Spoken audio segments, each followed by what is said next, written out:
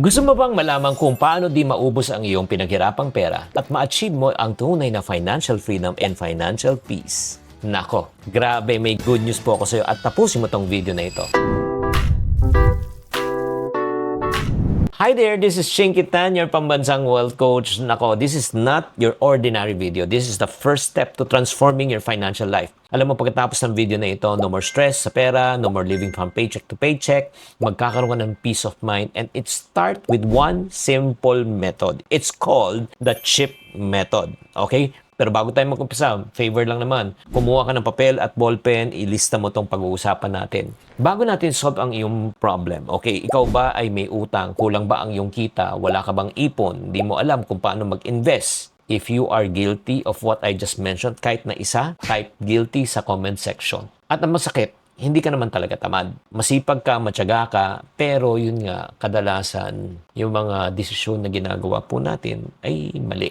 Diba? Ito po yung masakit eh. Taon ang binilang mo para kitain ng pera, taon ang binilang mo para mag-ipon ng pera, pero isang maling desisyon lang kailangan mo para maubos ang iyong pinaghirapang pera. Pero alam nyo ba, importante po na hindi lang po natin dadaan sa sipag at tiyaga. Kailangan dagdagan natin ang ating karunungan at tamang diskarte. Because effort without knowledge is a mistake. Diba? Pwede kang magkamali eh. Pero effort without direction naman is equivalent to burnout. Sabi nga ng iba, practice doesn't make perfect. It only makes it permanent. Kung mali ang practice mo, mali pa rin. Diba?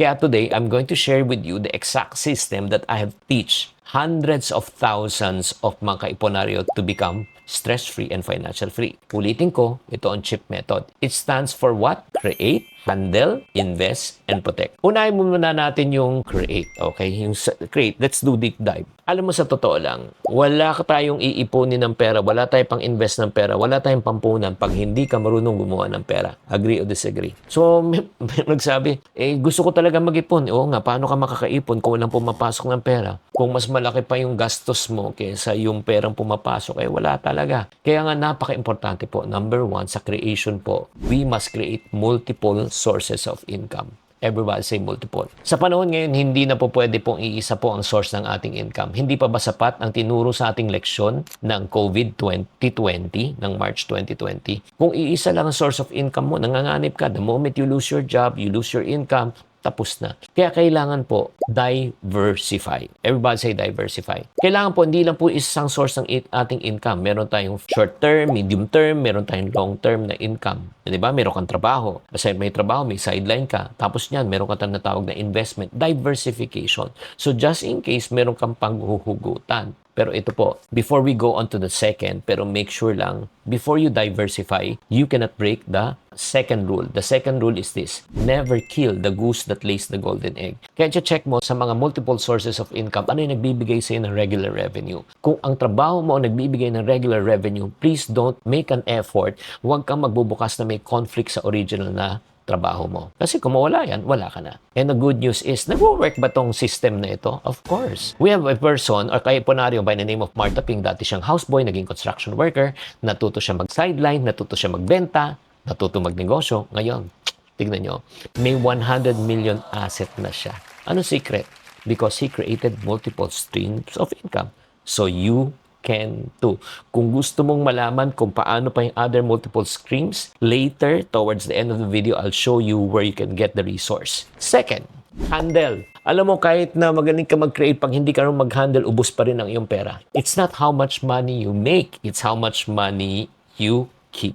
Agree? Kahit kumita ka ng 100K a month, pero ang lifestyle mo 120, ubos ka. Kaya nga, there are 3 things in order for you to learn how to handle. Ano yung ma-master mo? 3 lang. Master the art of savings, master the art of budgeting, master the art of getting out of bad debt. Dapat ang formula po natin, income minus ipon minus gastos. Unahin mo na pag-iipon bago tayo gumastos. Budget. Kailangan po, we should learn how to live below our means. Kung ang income mo 20,000, dapat gastos mo lang below 20. Hindi pwedeng over 20, kundi may utang ka. And then number 3, sikapin natin makalabas sa mga stressful na utang. Yung bad debt. Yung bad debt, ang ibig sabihin po niyan, kumain ka sa labas or if not, nagbayad ka ng kuryente, educational, tuition fee. Pag binayad mo yan, walang balik yan. Okay? Yan ang dapat nating iwasan.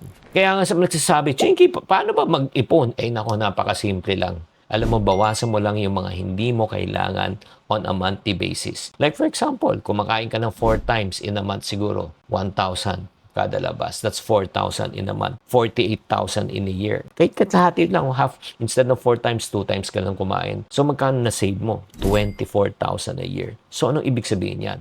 Money not spent is money additionally earned. Ang perang hindi mo ginastos ay dagdag kita mo. Diba? And then third, kailangan matuto ka mag-invest. Because why? The moment you stop working, you stop earning, but you don't stop spending. Do you agree? Alam mo, marami pong mga pwedeng investment eh. Pwede tayong mga paper assets like stocks, mutual fund, pag-ibig, physical asset, property, gold, di ba? And then productive asset, pwedeng yung mga businesses and personal asset, yung skills, knowledge mo, expertise mo. In other words, alam mo, kailangan matuto ka mag-invest. Pero alam mo sa palagay mo, ano yung pinakamagandang investment of all? Is it paper, physical, productive, or personal? Pakitype sa comment section. Alam mo, if given a choice, ako pipili lang ko. Ang pinakamahal sa akin, ang pinaka-importanting asset is personal asset. Mag-invest ka sa knowledge, mag-invest ka sa skills. Bakit? Ikaw kasi una gagawa ng pera. Number 2, ikaw kasi ang maggagawa ng desisyon kung saan mo ilalagay ang pera. Kung wala kang alam, lahat ng gagawin mo mali. Do you agree? So invest in yourself before you invest in anything else. Katulad ni si Ishel Dula, isang kaipunari din. She started with no knowledge. She took a course, di ba? And learn how to invest in stocks. Right now, she's financially confident because she invested in herself. Anong course na kinuha niya? Yung the course that I did with Marvin Germo, yung Stock Market 101. Kung gusto nyo magkaroon ng access doon, later towards the session, ipapakita ko rin sa inyo kung paano kayo makuha ng access. And last but not the least, kahit magaling kang mag-create, mag-handle, mag-invest, hindi pa rin sapat. But if you fail to protect, ubos pa rin yan. Oo. Ano ba yung protect? Ito lang, may kakilala kayo nung March 2020, nagka-COVID. Ano po nangyari? Hospital bills, 500,000, 1 million, ubos, wipe out siya. So lahat ng investment, ubos. Yung savings, ubos, back to zero siya. And I don't want that to happen to you. So how do we protect right now our hard-earned money? Get your health insurance, life insurance, di ba? Non-life insurance. Kailangan mag-planning ka. Financial planning. That's the only thing that can protect you. Katulad ng OFW couple, they save up for their insurance after watching our videos. Diba yung when emergency came, they were covered, walang stress, walang utang.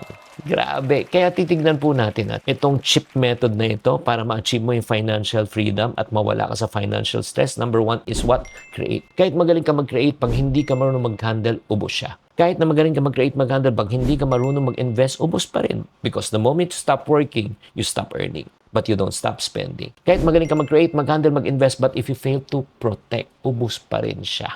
Grabe. Diba? Now you know the secret to financial peace. It's called CHIP method. So ngayon, may dalawang option ka. Having all of this information, number 1, you can do it alone. You can do trial and error. Diba? Pero alam mo kadalasan, I don't know kung napansin nyo, pag nag-trial and error ka, anong mas madalas na nangyari? Trial or error? Or number 2, you can join our community. Yung community namin, we will guide you. We will teach you step by step. Nako, all you need to do is just type TYL in the comment section and we will send you the link in order for you to know on how you can be a part of it. Sana naman na-enlighten po kayo sa episode na ito. Super excited ako to help you with your financial journey.